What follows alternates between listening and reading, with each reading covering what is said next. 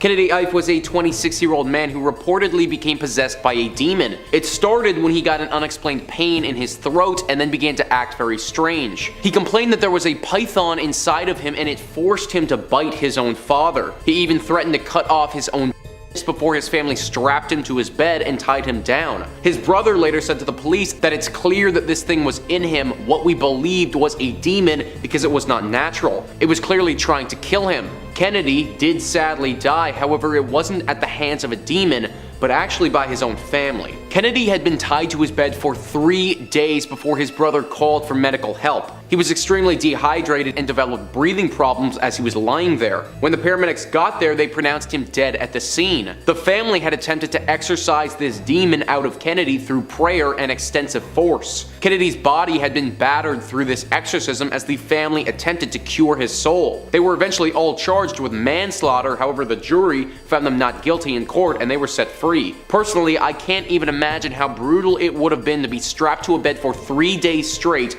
getting beaten and slowly dehydrating. Truly a horrible way to die. Number 4 on this list is Theodore Laxman. Theodore Laxman was a Russian farmer in the early 1800s. For a long time, Theodore had been in disputes with one of his close neighbors for farmland. They had developed a deep hatred for one another and would often sabotage each other's crops. Laxman eventually reached a breaking point after another blow from his neighbor and ended the dispute once and for all by murdering him and his family as they slept. A season passed and Laxman and his family prospered with the new land and their abundance of crops. However, during this time, something began happening in their home. The family felt unwanted there and signs of a demonic presence could be seen. After a while, the wife couldn't stand it anymore and she demanded that they have an exorcist come look at their home. They managed to find an exorcist several villages over to come and take a look at their house. He set up his supplies and was going to perform a ritual to cleanse the house of any demonic presence. When he began the ritual though, that demonic presence finally made itself abundantly clear. A shadow figure erupted from the wall and forced itself into Theodore's body. It looked like a ghost had immediately entered his soul and taken all control of his actions. Theodore's eyes went immediately bloodshot and he turned to his shocked wife and said the words, "You take from me, I take from you." Then he reached out his hands and before the exorcist could stop him, strangled his own wife in front of his children, killing her where she stood. Right as her body fell to the floor, his did as well, devoid of life. A minute later, he started to slowly rouse himself and after seeing what he had done, broke into a deep sob. He knew that the ghost of his dead neighbor had haunted them and now Theodore was forced to live with the fact that he killed his own wife with his bare hands. Number 3 on this list is Rosetta Planker. Rosetta Planker was a young girl from the 1940s who became possessed by an evil demon. Her parents noticed that she started acting strange when her notebooks began filling up with demonic drawings and her nice innocent attitude vanished for dark depression out of nowhere. She started having issues at school which was completely out of character for her and the parents got to a point where they had to take her out. One day they found her in her room with her eyes rolled to the back of her head, stabbing one of her dolls repeatedly.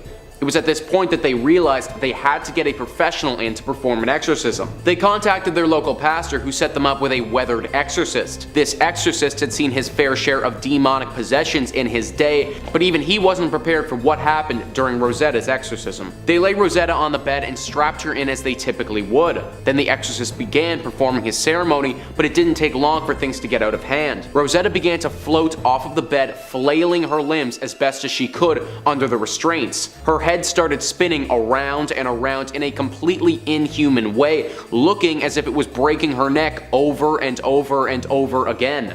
She was screaming at this point, but it wasn't her voice or any voice that anyone present was familiar with, nor was the voice making any sense, just demonic gibberish nobody could understand. When her ascension reached as high as the restraints would allow, her chest kept going further up and further up until finally her chest snapped open and blood exploded everywhere. A black ooze spouted onto her parents and the exorcist sending them back and disorienting them. The exorcist was forced to stop as he was blown back and covered in this black ooze. When he wiped it off his face and opened his eyes, he saw the ugly remains of Rosetta laying on the bed. The demon had clung onto her soul so tightly that it refused to leave without taking her with it. I can't even possibly imagine what it would have been like to be in that room or for the parents having to watch something like that. Number 2 on this list is Anneliese Michel. Anneliese Michel's exorcism story actually inspired the very popular horror film, The Exorcism of Emily Rose. What happened to Anneliese is certainly not pretty. She was a young German woman who was born in the 50s. All of her life she struggled with serious mental health issues. Depression, hallucinations, and bad psychosis were all side effects of these problems, which she actually had to be hospitalized for at some points. What was very strange was that her symptoms would often coincide with her being around religious acts or religious paraphernalia. This led her extremely religious parents and Anneliese herself to believe that she was possessed by a demon and needed it to be exorcised. She began having exorcisms performed to her when she was 22 years old, and they went on for 10 months. In those 10 months, she had a ridiculous amount of exorcisms performed on her, with the count reaching above 70. That is more than an exorcism a week that was happening to her. After these brutal 10 months though, Anneliese died. The cause of her death was a mixture of malnutrition, emaciation, and just pure starvation. The priests in charge of her exorcisms were taking extreme measures to get this demon out of her and abuse her body along the way. This case was brought to the court and it was proven that these priests were guilty of negligent homicide and had to serve jail time for her death. Similar to Kennedy, it was actually the exorcisms themselves and not the demon that took her life, which is pretty scary if you ask me. Number 1 on this list is the Panama exorcisms. Now I wish that I could describe exactly the ongoings of these exorcisms, but sadly we only have access to the aftermath of what transpired here. The Panama exorcisms happened in an indigenous jungle area of Panama and resulted in the murder of 7 people. The bodies of these 7 people included the likes of a pregnant woman, 5 of her children, and their neighbor. They were found in a mass grave and looked to be only the beginning of the murders if these murderous exorcisms hadn't been stopped when they were. That's because 15 other people were freed from captivity when the police raided the area. Apparently, an indigenous-run sect had been performing so-called exorcisms and murdering people if they hadn't fully repented for their sins. The prosecutor of this case is quoted saying, "They were performing a ritual inside the structure.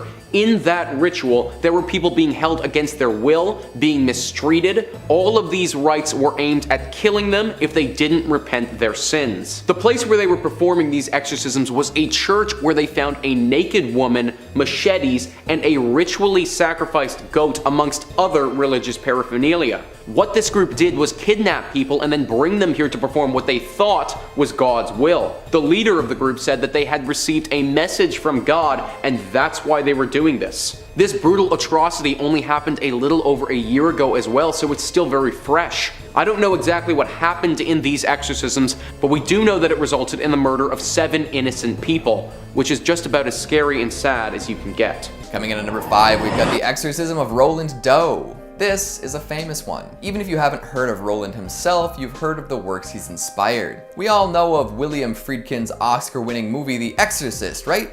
Well, that was based on a book of the same title written by William Peter Blatty, which in turn was inspired by claims surrounding the exorcism of Roland Doe. It took a while, but this story made it into the homes of horror fans around the world. Back in the 1940s, priests of the Roman Catholic Church caught wind of a victim of demonic possession. The victim was a 14-year-old boy under the pseudonym of Roland Doe. Some say that the alias Robbie Mannheim was used as well. Either way, he underwent a series of exorcisms performed by different priests. First, a Lutheran pastor who claimed that he saw furniture moving around by itself. After witnessing this, he recommended the boy's parents reach out to a Catholic priest. Thus began a procession of priests coming through and attempting to remove demons from poor Roland. During these exorcisms, many strange things happened. Roland managed to snag a bed spring and use it as a weapon, slashing the attending priest. Another pair of priests claimed to see a shaking bed and flying objects, along with the boy speaking in a demonic voice and avoiding sacred objects with all his might. The final exorcism saw Roland break the nose of the priests trying to assist him. Thankfully, after this incident, Roland went on to live a normal and largely undemonic life. After all the hubbub, plenty of skeptics and other interested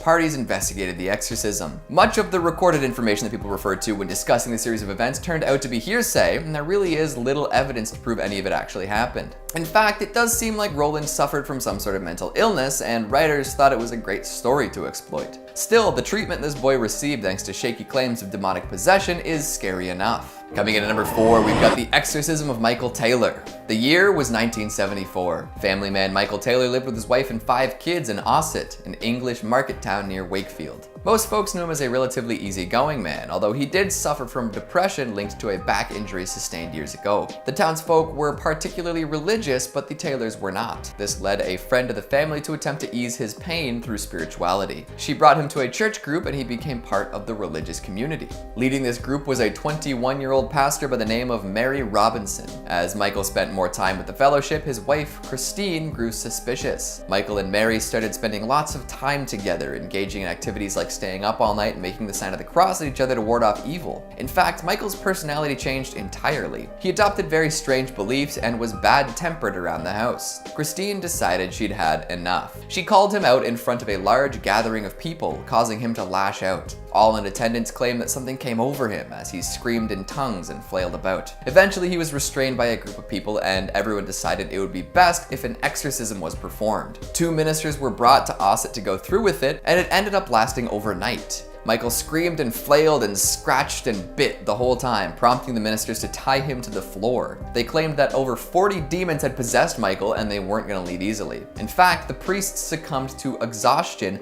at 8 a.m. the next morning. They told Michael and Christine to head home and rest up for the final part of the exorcism, which in hindsight was a bad call. Now, whether or not demons actually infested Michael can never be proven, but what he did next definitely can be. A couple of hours after being sent home, Michael was found covered in blood. He had killed Christine as well as their pet dog. The entire living room was covered in blood and Christine's face had been ripped off. Michael had succumbed to something terrible and murdered his wife after his awful exorcism. Something tells me the church's intervention might not have helped poor Mike, and it definitely didn't help Christine. Coming in at number 2, we've got the exorcism of the Ammons family. Most exorcisms involve one person possessed by multiple demons, right? Well, what about a whole family possessed by demons? Apparently this did indeed happen in Indianapolis. In 2011, LaToya Ammons and her family moved into a rental house along with LaToya's mother. Soon after they settled in, they noticed that an unnatural amount of black flies were swarming their porch. If that doesn't seem too weird to you, keep in mind that this was in December. They did their best to get rid of these pesky insects, but they just kept coming back. They would also hear footsteps throughout the house late at night and would often find doors swung open that they knew they'd left closed. One night, a dark figure was seen pacing in the living room, leaving wet boot prints behind. Things only got weirder from there. Late one night following the funeral of a loved one of Ammons' children levitated above her bed for all to see. After seeking help from a team of clairvoyants, the demonic possession got even worse. The children would don evil smiles, and their eyes would bulge as they discussed satanic things and conversed with people who weren't there. After one particularly bad incident ended up sending 2 of her boys to the hospital, medical staff witnessed the 9-year-old son walk backwards up a wall. All of this craziness led to the Department of Child Services getting involved and the children were taken into custody. This prompted Ammons to take more decisive action. She brought in a priest who sought official permission to perform an exorcism. Bishop Dale Melchick was reluctant, but Reverend Michael Maganot sought help from other priests who had performed exorcisms. Eventually the house was cleansed of demonic presence, but not before Ammons was put through hell. The story does have a happy ending though, as 6 months after her children were taken into DCS custody, LaToya was able to welcome them back home. Honestly, this is a very interesting read, so go check out the whole story in the description.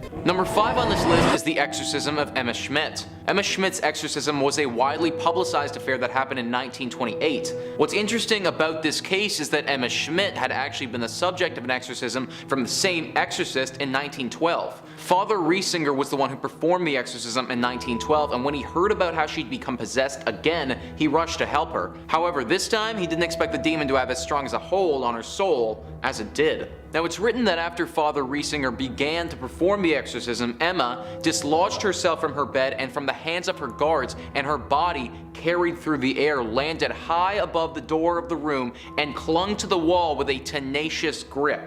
All present were struck with a trembling fear. The nuns who were present and assisting reportedly grabbed her and strapped her back down to the bed, even though she was screaming and squirming in unnatural ways. It's said that this exorcism required 23 days to complete, and during that time, Emma would regularly be vomiting up bile and fighting as much as she could to stop it from happening. It's even said that Lucifer appeared during this exorcism and made his presence known by attacking the exorcist at one point. Emma also had super strength and was able to bend the iron bars on her bed, even though she was extremely malnourished at that point. Father Riesinger was mentally drained and exhausted after the 23 days of performing that exorcism and claims that he had never seen anything like that in his time on Earth. Number 4 on this list is the movie The Exorcist. Now, The Exorcist is one of the most famous horror films of all time and is sometimes credited as being the scariest movie of the genre. Now, the movie The Exorcist is actually based off of a real-life exorcism that took place in the 1940s. This was an exorcism of a 14-year-old boy documented under the pseudonym Roland Doe. Supernatural events took place during this exorcism, which then inspired the creation of the film several decades later. Rather than look at the actual exorcisms here though, I actually want to look at the creation of the movie The Exorcist, because there's actually a curse that surrounds it. Jack McGowan, the man who plays the film director in the movie, died before the film actually hit the big screens. He died due to influenza that he got in 1973. Vasiliki Malaros, who also acted in the movie, died before the movie was seen by anyone. Many people who were involved in filming of the movie lost their family members whilst the movie was in production.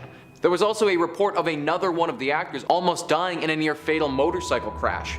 This was all coupled with the fact that in the early production of the movie, the entire set caught fire because a bird flew into the circuit box. There were several other crazy mishaps that went on during the filming of this movie, along with the actual premiere, which was then hit with a lot of controversy. All of this has led people to believe that there is actually a curse tied to the movie and the entire production of it. Some believe that the demon from the initial exorcism in the 1940s came back to incite some chaos on the team recreating the story. Whatever the case was, it's certainly pretty crazy that one of the scariest movies of all time had one of the most controversial and scary filming processes of all time as well. Number 3 on this list is the exorcism of Terrence Cottrell. Terrence Cottrell's exorcism is a sad story of a little boy who lived in Milwaukee in 2003. Terrence, in his mother's eyes, had been possessed by a demon and she believed that it needed to be exorcised from him. This wasn't the case though. In fact, it seemed that Terrence had actually been diagnosed with autism. However, the mother refused to believe this was the case and instead convinced herself that he was possessed. In 2003, she drove her boy to a strip mall in Milwaukee where there was the Faith Temple Church of the Apostolic Faith. A bunch of evangelical Christians gathered here and they had agreed to perform an exorcism on Terrence and get rid of this so-called demon once and for all. Sadly, this isn't what happened at all, and as I imagine many of you can expect, Terrence was killed during the ritual. Once he arrived at the church, a sheet was thrown over top of him and it bound his arms and legs. The pastor, Reverend Ray Hemphill, who was performing the exorcism, lay the boy down with the sheet over top of him and then lay on top of him himself, whispering his ritual into the child's ear. This went on for over 2 hours until the Reverend and the group realized that Terrence had died. The official cause of death was listed as mechanical asphyxia due to external chest compression. The pastor had lied on Terrence for too long and his weight basically crushed his chest. This, along with the fact that he'd been wrapped in a sheet, which would have made it difficult to breathe anyways, caused the boy to suffocate. This case was obviously brought to the court of law and it was revealed that our so-called exorcist was never properly trained on the subject at all. He went to jail for 2.5 years and was barred from performing exorcisms unless he received extensive training on how to do them in the future. Number 2 on this list is an exorcism performed by Father Gabriel Amorth. Father Gabriel Amorth lived for almost a century and performed over 60,000 exorcisms in his long life. He's seen his fair share of demons and possessions, but one story in 1997 sticks out to him as being particularly bad. He co-wrote a book called The Devil is Afraid of Me, where he details his extensive history with exorcisms, so if this is interesting to you, then I recommend checking that out. In that book, they describe this particular exorcism in detail, stating that his curses and threats were aimed solely at the exorcist. Then he began spitting at him and preparing to attack him physically. The book goes on to say that screaming and howling, the demon burst forth and looked straight at him, drooling saliva from the young man's mouth. This was all being conducted on a young man who had apparently been the victim of a demonic possession for months, and it was happening in Amorth's small exorcism room in Rome. Amorth says that after the demon revealed itself, he screamed back, "Whoever you are and all your companions who possess the servant of God, as I command you, tell me your name, the day and the hour of your damnation." To which the demon replied, "I am Lucifer." The room then became icy cold and crystals started to appear on the windows. The young boy began to float in his chair, and actual real-life nails that Amorth still has to this day started to form in this person's mouth. Amorth was bellowing the word of God at this point, and the demonic boy was shrieking at the top of his lungs. Finally, the boy fell to the ground and looked completely spent. This was only the first exorcism performed on this boy, and to fully exorcise the demon, it took Amorth several more months of sessions like this. But up until the day he died, he swore he never saw a demon that had that strong of a hold on somebody's soul. Number 1 on this list is the exorcism of Ryan Eastaugh. Ryan lived back in the 1200s in Ireland. He worked as a fisherman and supported his newlywed wife. Ryan worked with another older fisherman named Hugh, and Hugh had basically taught Ryan everything that he knew. In fact, when Ryan was younger, he was an orphan, and being completely homeless would have to steal to survive. One day, Hugh caught Ryan stealing from him, and rather than get the law involved, decided that he would take Ryan under his wing. That was over a decade ago, and even though Hugh wasn't blood related to Ryan in any way, he may as well have been based on the relationship that the two had developed. One evening, the pair were out on the water longer than they had intended, and a storm whipped up. The men were trying to sail back to shore, but the winds were harsh and unforgiving. With one swift gust, the boat was rocked hard and Hugh was thrown into the waves. Ryan ran to the side of the boat and saw as Hugh struggled to stay above water, but rather than help him by throwing him something or diving in himself, Ryan froze and just stood there. He stood there, planted, indecisive about what to do, and slowly, Hugh drowned right before Ryan's eyes. Ryan managed to weather the storm, and once it subsided, got the boat back to shore, but he was never the same after that. His mood grew dark, his outlook on life was gloomy, and his temper would often rage. His wife, who was now pregnant with his child, feared the worst, believing that Ryan may have become possessed with a demon. Without Ryan's knowledge, she got in contact with an exorcist and had him wait at their home for when her husband would get back. He came home late the night that the exorcist was there, and it was clear that he'd been drinking. He found his wife sitting there with the man, and upon hearing her explanation of the scenario, grew furious. The exorcist saw this deep anger and took it to mean that the demon was coming out and possessing Ryan. As Ryan's anger grew, the exorcist pulled out his cross and started chanting some deep incantation to keep the demon at bay. He barely got through the first few lines though, when Ryan grabbed a nearby bottle and struck the exorcist across the head. The man hit the ground and blood pooled from that large indent that was now sliced across his forehead. He was dead, and Ryan had murdered him. Immediately the fury was replaced with regret, and Ryan dropped to his knees. Sadly, it was too late though. The deed was done, and he was sentenced to death shortly afterwards. Whether Ryan was actually possessed by a demon or not, that's unknown.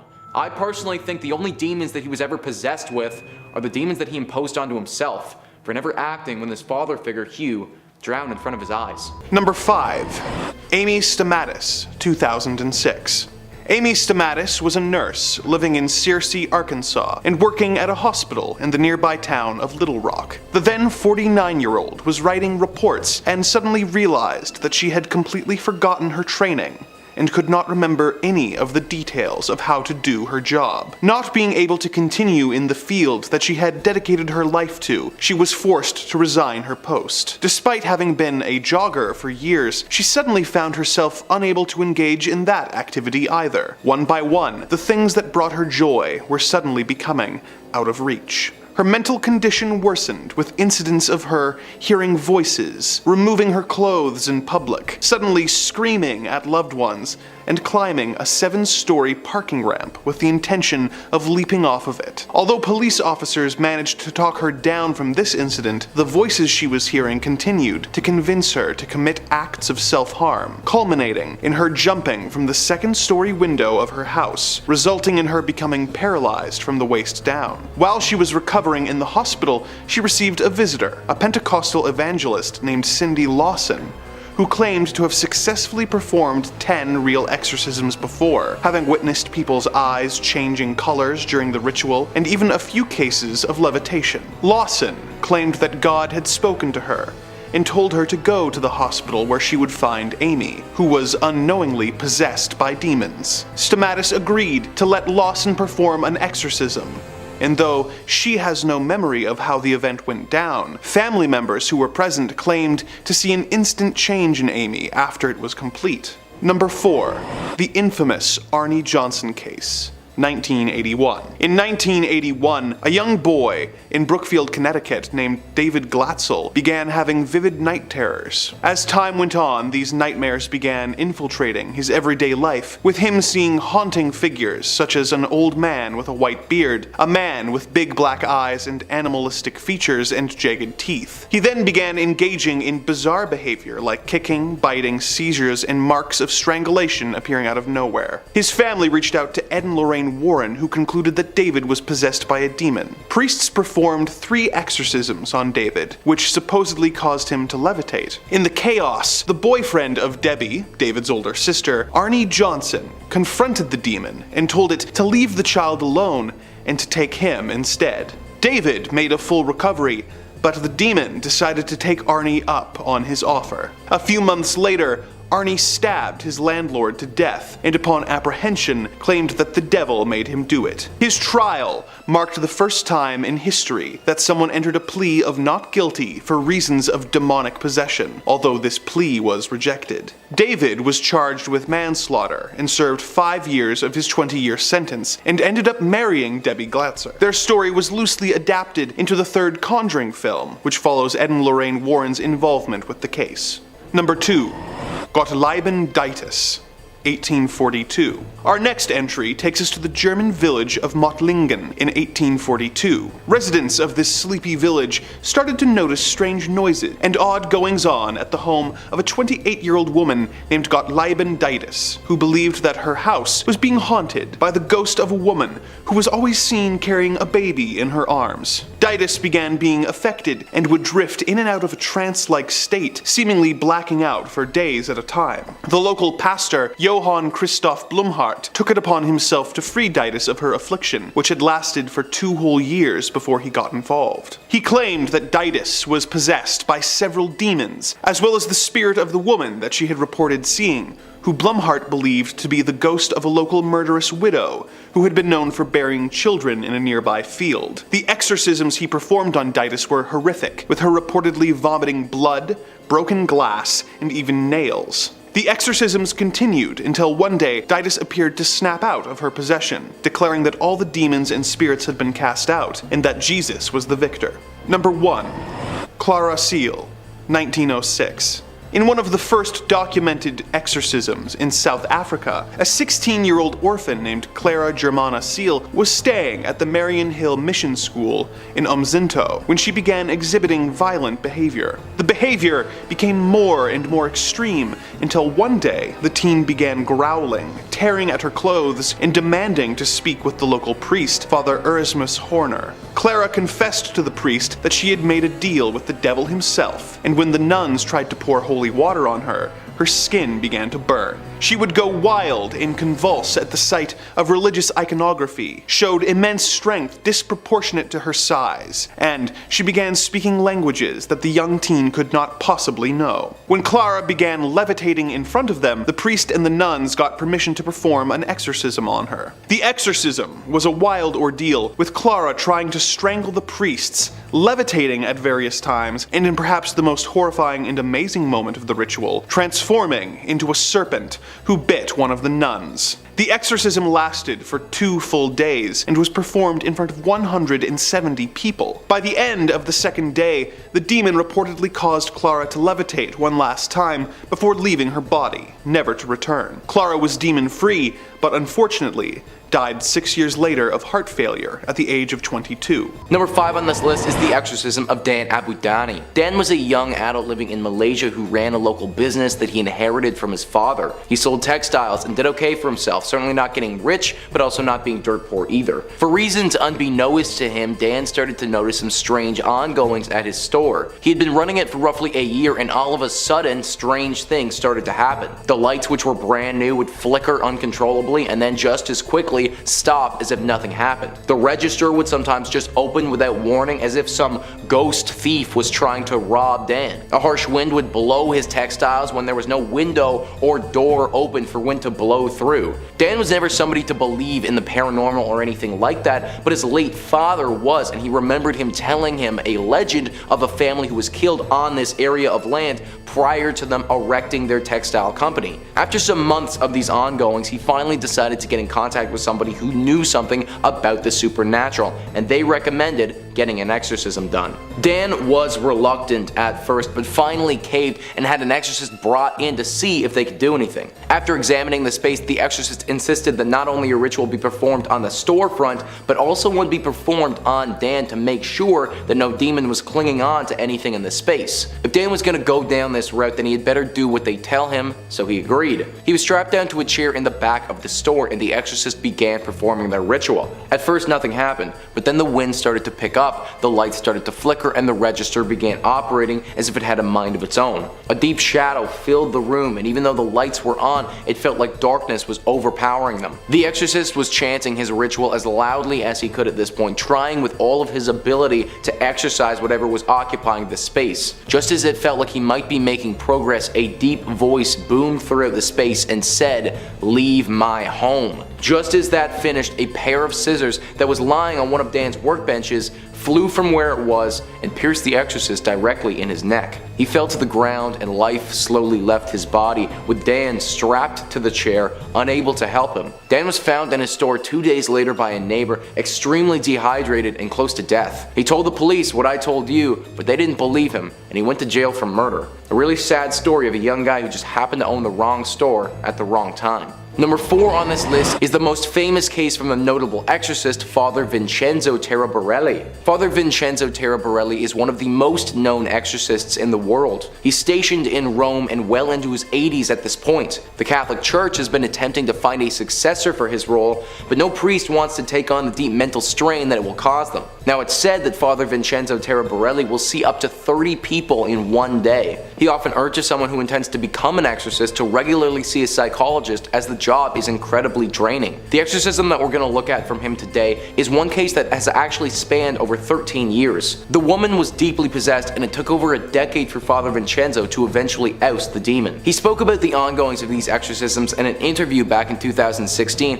and he will do a far better job explaining the situation than me. So I quote, "Another man who was a Satanist wanted her. She refused, so this man told her, 'You'll pay for this.' He cast so-called spells to attract her to him twice a week. Then they came to me in this room. I started to pray, and she went into a trance. She would blurt out insults, blasphemies. I quickly understood she was possessed. As the rite continued, she started feeling worse and worse. So when I told the devil, 'In the name of Jesus, I order you to go away,' she started to vomit little metal pins, 5 at a time. Aside from pins, she would also vomit hair braids, little stones, pieces of wood.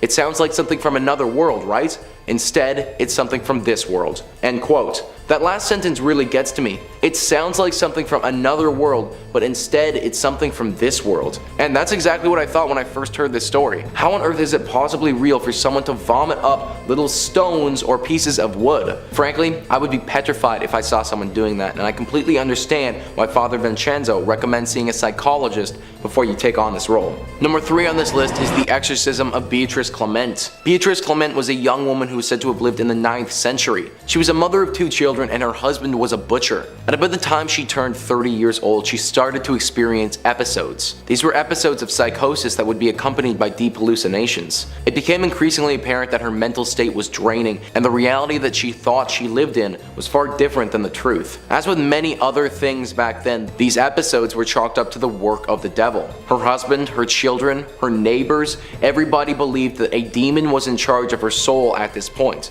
This obviously meant that an exorcism was in order. An exorcist was brought into Beatrice's home and was intended to eradicate the demon from her soul. The methods of these exorcisms were brutal though. It often involved Beatrice, withholding food and water, and other means of torture that were ultimately ineffective at getting rid of the demon. This went on for several weeks until it became increasingly clear that it wasn't working how they intended. One evening, Beatrice snuck out of her home and decided to take her own life. She couldn't manage to make it through one more exorcism, but truly believed in her soul that she was a danger to society in her present state. The sad thing about this whole story is that she most likely wasn't possessed by a demon at all. Some form of mental illness manifested itself in her and sadly led to her death months later. Number 2 on this list is the exorcisms of Saint Guthlac. He's often referred to as Saint Anthony the Great in Orthodox Christianity and is one of the greatest hermit saints of the early English church. He was born in 673 and was very attractive to demons. I found a passage that would actually describe these demons, and I'm going to read that out now. They were ferocious in appearance, terrible in shape with great heads, long necks, thin faces, yellow complexions, filthy beards, shaggy ears, wild foreheads, fierce eyes, foul mouths, horses' teeth, throats vomiting flames, twisted jaws, thick lips, strident voices, singed hair, fat cheeks, pigeon's breast, scabby thighs, knotty knees, crooked legs, swollen ankles, splay feet, spreading mouths, raucous cries. For they grew so terrible to hear with their mighty shriekings that they filled almost the whole intervening space between earth and heaven with their discordant bellowings. That's the passage, and even though that's some pretty bad stuff, and they would actually go on to beat him with iron bars, he claimed that he wasn't afraid of these demons. That being said though, he did realize that they had to go. Guthlac was actually approached by the holy apostle Bartholomew and given a whip. This whip was what he used to eradicate the demons from himself and ultimately become one of the most famous exorcists. A famous tale from Saint Guthlac was an exorcism that he performed on a man named Eastaugh. Eastaugh was deeply possessed by a demon and required the help of Guthlac. Daniel Esperanza, an expert on the subject, writes, Guthlac took off his belt, wrapped it around Eastaugh's waist, and squeezed it until the demon was breathed out. That means, guys, that during this exorcism, Eastaugh literally threw up a demon. I personally cannot imagine how horrible that would have been to get squeezed so hard that you throw up a demon. I suppose it's actions like that which have made Saint Guthlac's name live forever. Number 1 on this list is the exorcism of Fenton Lambert. Fenton Lambert was a 64-year-old man when he had his exorcism done to him. He lived in the 1700s and was a common worker. He had a wife and they had a son. However, their son died at a young age from disease. Fenton was a religious man and regularly went to church and prayed. He believed in God and knew in his heart that he was looking out for their best interests. His wife wasn't nearly as devout though. After the death of their son, she went into a deep depression and couldn't understand how God could possibly let their child die like that. Fenton tried to convince her that she needed to remain faithful, but knew that she never fully bought into that way of life again. One thing he wasn't aware of though, was how far she'd went in the other direction. One evening he woke up to find his wife staring over top of him. He was laying on the bed and he was tied down so that he couldn't move. He squirmed and tried to protest, but his wife wasn't having any of it. He could see that by the look in her eyes she was clearly not connected to reality anymore. She started to chant some demonic ritual of some kind, words that Fenton had never heard come from her mouth before. Then his wife procured a knife and brought it to Fenton's chest. She continued her chant and then began cutting into him, not deep enough to kill, but enough to cause a serious laceration. Fenton was squirming as much as he could, and through his struggling, got his left hand free. He hit his wife to the ground and quickly freed his other hand before she could get back to him. Recovered from the hit, she jumped on him and tried to get him back into his restraints. The pair tussled until Fenton once again threw her to the ground, where she stumbled and landed on her knife. She proceeded to slowly bleed out in front of her husband's eyes. Days later, he found her journal in the home and saw that she'd been planning to perform an exorcism on him for months. In this instance though, the one performing the exorcism was very clearly the one possessed by something sinister.